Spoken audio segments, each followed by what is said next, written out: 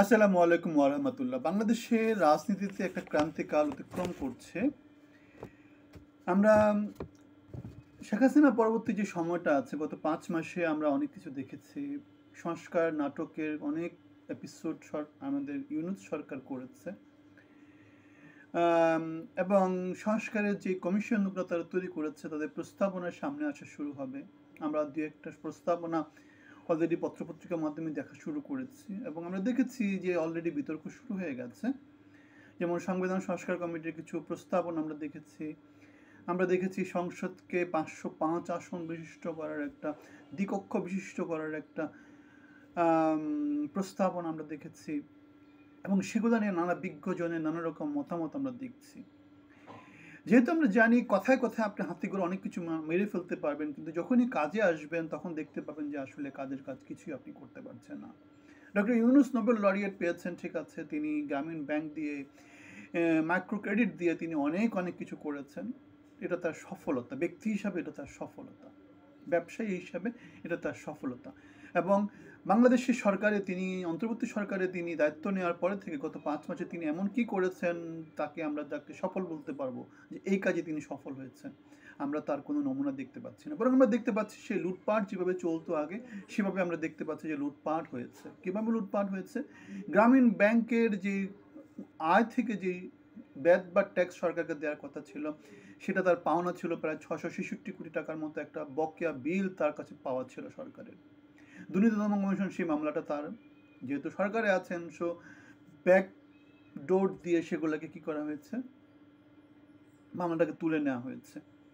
আবার গ্রামীণ ব্যাংকের সামনে আগামী ৫ বছরে যে ইনকামটা হবে সেগুলোর উপরে তিনি তার ট্যাক্স দিবেন না, সেটা তিনি আগে থেকেই তিনি সেটা অনুমোদন করে নিয়েছেন বা তিনি সেটা আদায় করে নিয়েছেন। এই যে ৬৬৬ কোটি টাকা প্লাস ৫ বছর, আগামী ৫ বছর যে গ্রামীণ ব্যাংকের সম্পদ তো প্রায় ৮৬,০০০ কোটি টাকার মতো।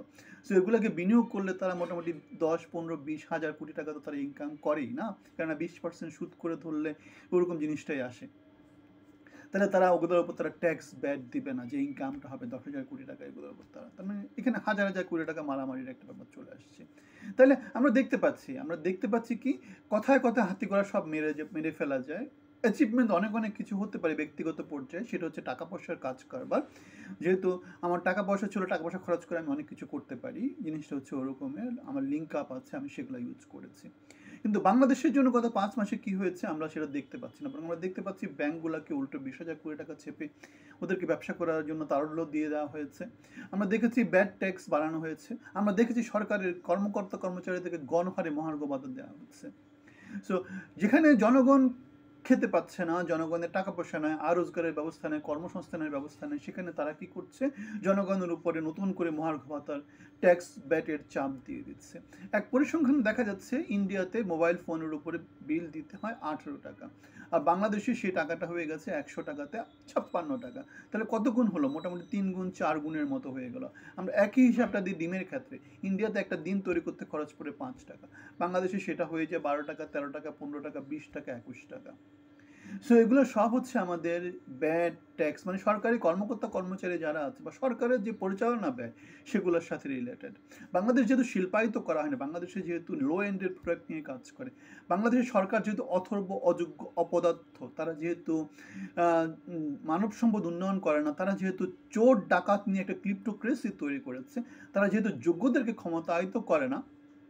এবং আমি আমার কথা বলেছিলাম যে আমি গত ১৭ বছর ধরে ফ্যাসিস্ট বিরোধী আন্দোলনে ছিলাম, আমি কোটা বিরোধী আন্দোলনে ছিলাম, আমি শাহবাগে ছিলাম, শহীদ মিনারে ছিলাম, আমি বিএনপির যে মিটিং মিছিলগুলো হয়েছে পল্টনে সেগুলোতে ছিলাম, আমি যে পদযাত্রাগুলো ছিল সেগুলোতে ছিলাম, শরৎ উদ্যানে তারুণ্যের সমাবেশ সেখানে ছিলাম, মোটামুটি আমি সব জায়গাতে পার্টিসিপেট করেছি। যেহেতু ত্যাগী ছিলাম, যেহেতু আমার প্রোফাইলে কিছু আছে, ডিগ্রি কিছু ঘটে, কিছু পদার্থ আছে, অ্যাটলিস্ট আপনি যদি প্রাতিষ্ঠানিক যে শিক্ষা সেগুলোকে যদি কাউন্ট করেন তাহলে দেখতে পাবেন যে ইগনোর করার কোনো উপায় ছিল না। কিন্তু এই সরকারের নীতি নির্ধারণী যাদের কাছে আমরা গিয়েছিলাম, অ্যাপ্রোচ করেছিলাম, তারা খুব একটা আমাদের মধ্যে পদার্থ খুঁজে পাননি। তারা ডাইপার বাহিনী দিয়ে দেশটাকে চালাচ্ছেন এবং এরকম করে দেশটাকে চালাচ্ছেন। এখন বিএনপি যেটা করেছে গত ৫ মাসে ভাত টিপে, টিপে তারা সরকারের মধ্যে সবকিছু, কেন রাজনীতি করা অত সোজা জিনিস না। আমরা দেখেছি গত ৫ মাসে দেশের অবস্থা তারা কোথায় নিয়ে গেছে।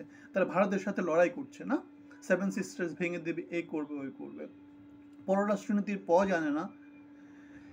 দেশের যেই ক্ষমতার স্ট্রাকচার সেটা তারা কিছুই জানে না। মনে করছে এটা হচ্ছে গ্রামীণ ব্যাংক, এটা হচ্ছে গিয়ে পরিবার চালানো, এটা হচ্ছে গিয়ে একটা কি বলবো, টোকাই লীগ। সে যেটা বললো, এখান থেকে একে পেয়েছে, এখান থেকে ধরে ধরে নিয়ে এসে তার মন্ত্রী পরিষদ তৈরি করেছে। সে যেমন লোকজনকে সেরকম করে বাছাই করে করে নিয়ে এসেছে। সুদি গায়, সুদি ভাই, আমাদের সুদি ভাই। এখন বিএনপি তাহলে গত ৫ মাসে ভদ্রলোককে চিনে ফেলেছে, ভদ্রলোকের সরকারকে চিনে ফেলেছে এবং ভদ্রলোকের সরকারে যারা আছে তাদেরকে চিনে ফেলেছে। তাহলে সব বিএনপি তাদের দাবি তারা চূড়ান্তভাবে সামনে নিয়ে এসেছে। তারা বলেছে জুলাই আগস্টের মধ্যে নির্বাচন দিতে হবে। স্বাভাবিক। তুমি কি করছো গত ৫ মাসে? তুমি কি করছো? রোডম্যাপ কি? তোমার প্ল্যান কি? স্ট্র্যাটেজি কি? তুমি ৫ মাস ৬ মাস পরে এসে তুমি এই ইস্যুগুলো নিয়ে সামনে নিয়ে আসছো। এই ইস্যুগুলো নিয়ে কথা বলা উচিত ছিল অনেক আগে থেকে। বাংলাদেশ গণতান্ত্রিক পথে উত্তরণ করতে হবে, সেটাই বাংলাদেশের একমাত্র কাজ। তুমি সুদী ভাই, তোমাকে দেশটা চালনা করতে দেওয়া হচ্ছে ভালো কিছু করানোর জন্য। তুমি নিজের আঁখে ঠিক মতোই গুছিয়ে নিলা। আমি জানি সামনে যদি কোনো সরকার আছে যাদের সাথে মিটমাট করে, অবশ্যই সে মিটমাট করে যাবে। মিটমাট না করে তার কোনো উপায় নেই। মিটমাট করে যদি না যায়, যেটা হবে তাকেও বিচারের সম্মুখীন হতে হবে, তাকেও হয়তো দেশ ছেড়ে পালিয়ে যেতে হবে।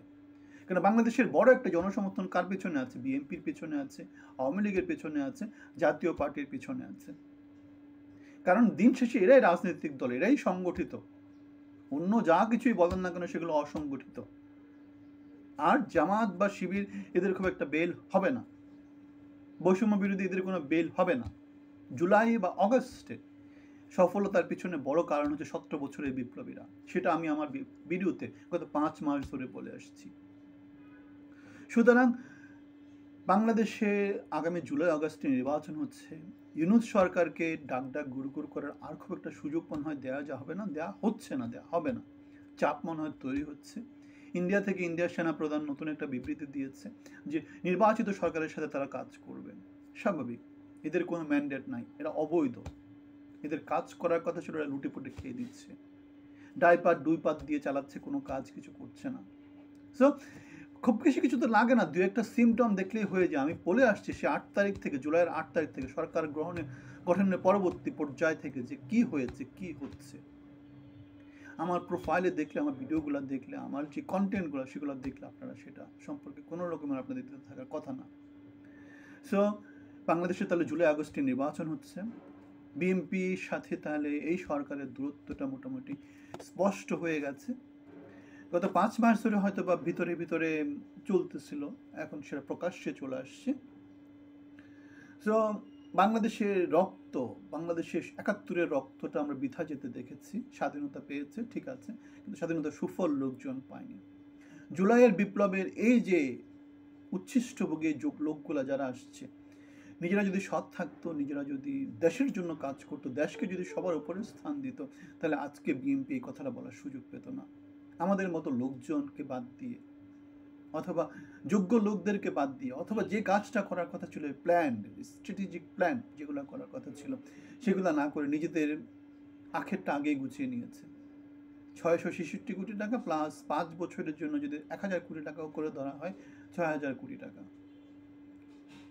সো এখন দেখা যাক, ক্ষমতার পালাবদল, নির্বাচন, সামনে অনেক কিছু আনফোল্ড হবে। এই কথাগুলোই বলি যে আনফোল্ড হবে। এগুলা সিমটম মানুষ সহজেই পেয়ে যায়। আমরা সরকার গঠনের সময় থেকে সিমটম পেয়েছি, ঠিক আছে? সো সিমটম, তবে নির্বাচন বাংলাদেশে আগামী জুলাই আগস্টের মধ্যে হয়ে যাবে, অথবা ডিসেম্বরের মধ্যে সর্বোচ্চ যদি যায়। সেনাপ্রধান যা বলেছে বা বিএনপি যা বলেছে একই লাইনে সেটা যাচ্ছে। এবং সেনাপ্রধান নর্মালি যে কাজগুলো করেছে সেগুলো হচ্ছে কি স্টেক হোল্ডারদের সাথে কথাবার্তা বলেই কাজগুলো করা। স্টেক হোল্ডার হচ্ছে কি অনেক, সারা পৃথিবীব্যাপী প্রচুর স্টেক হোল্ডার আছে বাংলাদেশের। আপনাদের ভিন্ন কোনো মতামত থাকলে আমাদেরকে জানাবেন। ভালো থাকবেন, ধন্যবাদ।